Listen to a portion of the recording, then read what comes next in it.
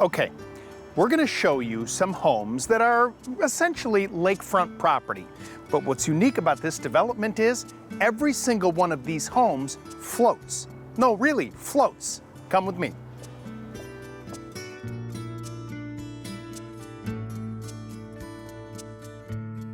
Jan, how did this all start? I mean, for me, a guy from Chicago, I've never seen anything like this. I mean, what's the history behind these floating houses? Well, most of them started like in even the late 1800s, and there were summer homes out on Lake Washington. And then they were working class homes for the sawmill workers and later other blue collar workers. During the Depression, that's when the height of the building, everybody was just throwing up anything to live in it. Right. There's a difference between a houseboat and a floating house, right? Floating homes actually are floating and tied up to the dock and all the city amenities, such as the utilities, the sewer system, everything. Barge boats, as we call the others, are vessels, and they can motor out.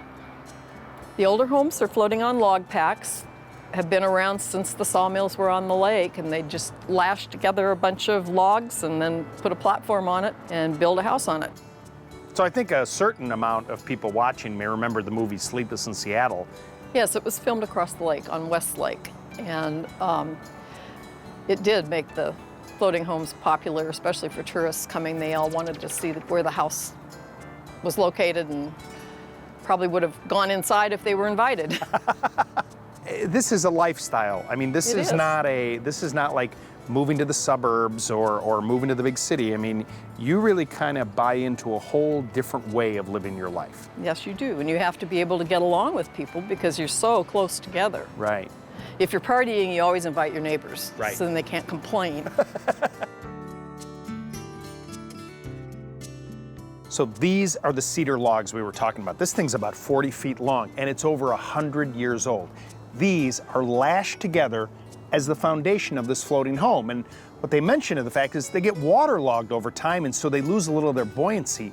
They take recycled plastic barrels that maybe had apple juice or soy sauce in them, and a diver goes under there when it has water in it, and then once they put it in position, they take the water out, fill it full of air, and put it right back where it needs to be. Just amazing. So Blair, you are remodeling your floating home. That's true. but the issue is, when we first walked in here, we were talking about the fact that if you're going to do any kind of work on a home like this, you need to not use a level. Using a level on a houseboat basically does not work. The houseboat, by nature, with waves passing beneath it, twists, and you've really got to eyeball and make sure aesthetically things look right in relation to each other. We're primarily tackling the upstairs, making it the master bedroom. It will have a grand new bathroom. It will have built-in cabinetry and a real floor put down, which it doesn't have now. So. Now what about weight? You have to really think that out, don't you, as to the placement and the materials that you're using. Yes. When we did our first remodeling, we thought about it. The former owners had a lot of furniture and heavy furniture. Right. They had a piano. When we moved in, the house rose a bit because we didn't have much in the way of furniture. So we thought, we've got a different budget here in weight. We want to put it in the stone counters. We don't want to put it in furniture or piano. So that made a difference.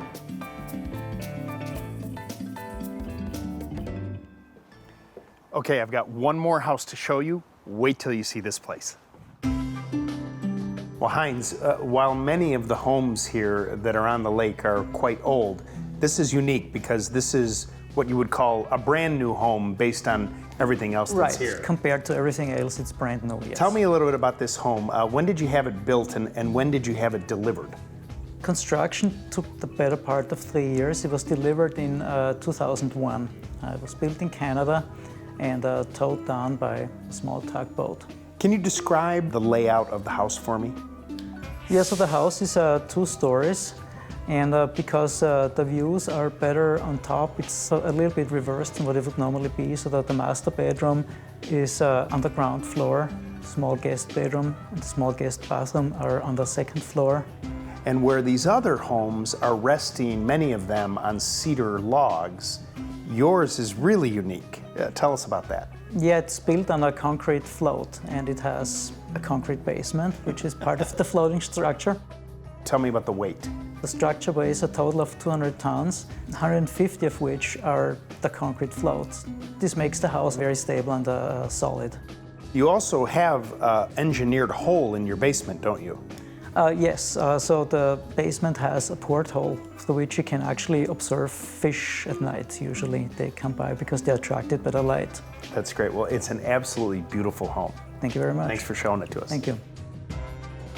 I have to tell you, I have seen a lot of houses, but this, to me, this whole community of floating homes is just amazing. Look at all the different styles of architecture. And in this particular home, the fact that it's a concrete foundation with a basement, I mean, if I hadn't seen it with my own two eyes, I wouldn't have believed it.